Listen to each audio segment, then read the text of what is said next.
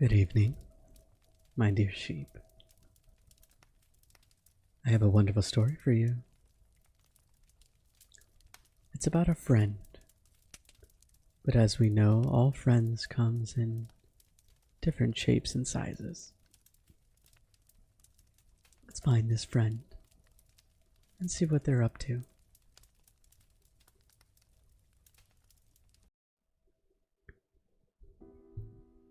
During my childhood, my family was like a drop of water in a vast river, never remaining in a place for long. We settled in Rhode Island when I was 8, and there we remained until I went to college in Colorado Springs. Most of my memories are rooted in Rhode Island, but there are fragments in the attic of my brain which begin to reflect on the various houses that I had been to when I was younger. Most of those memories were unclear and pointless. Chasing around another boy in the yard in the house in North Carolina, trying to build a raft to float on the creek behind the apartments in Pennsylvania, and so on. But there is one set of memories which remain as clear as glass, as though they were just made yesterday. I wonder often whether these memories are simply lucid dreams or products of a long sickness that I experienced that spring. But in my heart, I know they're real. We were living in a house just outside the bustling metropolis of New Vernier. Population? 643. It was a large structure, especially for a family of 3. And there were a number of rooms I didn't see in the 5 months we were there. In some way, it was a waste of space. But it was the only house that was on the market, at least within an hour's convenience for my father. The day after my 5th birthday, attended by only my parents, I came down with a fever. The doctor said it was meningitis, which meant no rough play and more fever for at least 3 weeks. It was a horrible time to be bedridden. We were in the process of packing our things to move to Pennsylvania, and most of my things were already packed away in boxes, leaving my room pretty barren. My mother brought me ginger ale and several books at a time during the day, and that served as my entertainment for the few weeks. Boredom always looming its ugly head around the corner, compounding my misery. I don't recall how I met Mr. Widemouth, but it was about a week after I was diagnosed with Mome. My first memory of this small creature was asking him his name. He told me to just call him Mr. Widemouth because his mouth was very large. In fact, everything about him was large in comparison to his body. His face, his eyes, his crooked ears. But by far his mouth was far larger.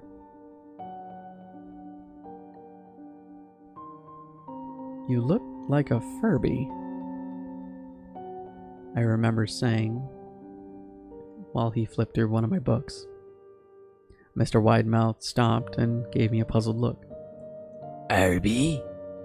What's a Furby?" he asked. I shrugged. "You know, the toy? The robot with the big ears. You know. You can pet it and feed it, almost like a real pet." "Oh." Mr. Widemouth resumed his activity. "You don't need those. They aren't the same as having a real friend. I remember Mr. Widemouth disappeared every time my mother stopped by to check on me. I lay under your bed, He explained. I don't want your parents to see me, because I'm afraid they may not let us play anymore. We didn't do much during those first few days. And Mr. Widemouth just looked through my books, fascinated by the stories and pictures they contained. The third or fourth morning after I met him, he greeted me with a large smile on his face. I have a new game we can play, he said. We have to wait until after your mother comes to check on you, because she can't see us play it. It's a secret game. After my mother delivered more books and soda on the usual time, Mr. Widemouth slipped out from under my bed and tugged at my arm. We have to go to the other side of the room, at the end of the hall, he said. I objected at first, as my parents forbidden me to leave the bed without their permission. But Mr. Widemouth persisted until I gave in. The room in question had no furniture or wallpaper. The only distinguishing feature was the window on the opposite end of the doorway. Mr. Widemouth darted across the room and gave the window a firm push, flinging it open. He then beckoned me to come out and look at the ground below. We were on the second story of the window. We were on the second story of the house, but it was a hill, and from the angle of the drop was farther than 2 stories due to the incline. I like to play pretend up here, Mr. Widemouth explained. I pretend there is a big, soft trampoline below the window, and I jump. If I pretend hard enough, I bounce right back up like a feather. You want to try? I was 5 years old with a fever, and only a hint of skepticism dared through my thoughts as I looked down, contemplating the possibility. It's a long drop, I said. But that's all the fun. That's part of the fun. It wouldn't be fun if it was only a short drop. If it were, that way you wouldn't be able to bounce up like a real trampoline. I toyed with the idea, picturing myself falling through thin air only to bounce back up to the window on something unseen by human eyes. But the realist in me prevailed. Maybe another time, I said. I don't know if I have a large enough imagination. I could get hurt. Mr. Widemouth's face contorted into a snarl, but only for a moment. Anger gave way to disappointment.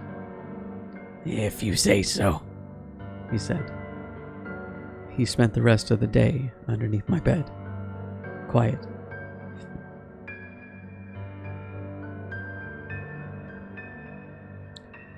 The following morning, Mr. Widemouth arrived holding a small box.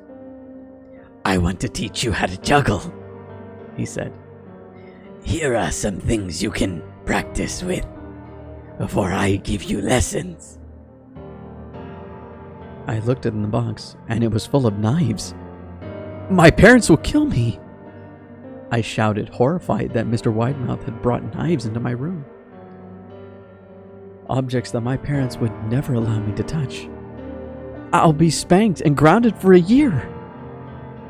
Mr. Widemouth frowned. It's fun to juggle with these. I want you to try. I pushed the box away. I can't. I'll get in trouble. Knives aren't safe to just throw in the air. Mr. Widemouth's frown deepened into a scowl.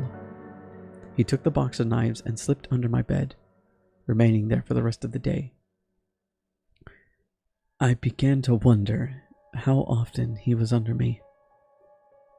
I started to have trouble sleeping after that. Mr. Widemouth often woke me during the middle of the night, saying that he put a real trampoline under the window, a big one that I couldn't see in the dark. I always declined and tried to go back to sleep, but Mr. Widemouth persisted.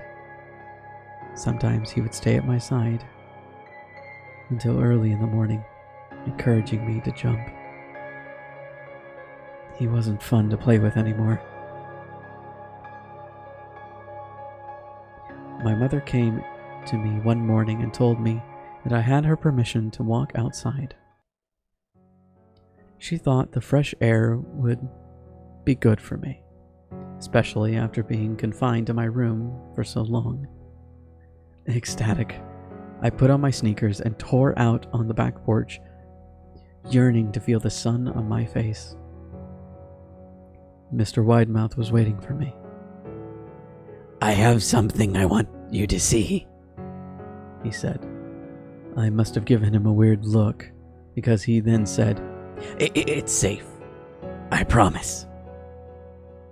I followed him to the beginning of a deer trail, which ran through the woods behind the house.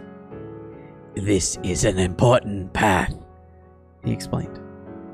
"I've had a lot of friends about your age, and when they were ready, I took them down this path to a very special place. You aren't ready yet, but one day, I hope to take you there." I returned to the house, wondering what kind of place lay beyond that trail. 2 weeks after I met Mr. Widemouth, the last load of our things had been packed up into a moving truck. I would be in the cab of the truck sitting next to my father for the long drive to Pennsylvania. I considered telling Mr. Widemouth that I would be leaving, but even at 5 years old, I was beginning to suspect that perhaps the creature's intentions were not in my best benefit, despite what he had said otherwise. For this reason, I decided to keep my departure a secret. My father and I were in the truck at 4 a.m. He was hoping to make it to Pennsylvania by lunchtime tomorrow. With the help of the endless supply of coffee and a 6-pack of energy drinks. He seemed like a man who was about to run a marathon rather than one who was about to be sitting for 2 days, sitting still. "Early enough for you?" he asked. I nodded and placed my head against the window, hoping for some sleep before the sun came up. I felt my father's hand on my shoulder. "This is the last move, son. I promise. I know it's hard on you, as sick as you have been. Once Daddy gets a promotion, he can settle down and you can make some friends." I opened my eyes as we were backing out of the driveway. I saw Mr. Widemouth silhouette in my bedroom window. He stood motionless until the truck was about to pull into the main road. He gave me a pitiful little wave goodbye, steak knife in hand. I didn't wait back. A year later, I returned to New Villiard. The piece of land our house stood on, empty except for the foundation, as the house had burned down a few years after my family left. Out of curiosity, I followed the deer trail that Mr. Widemouth had showed me.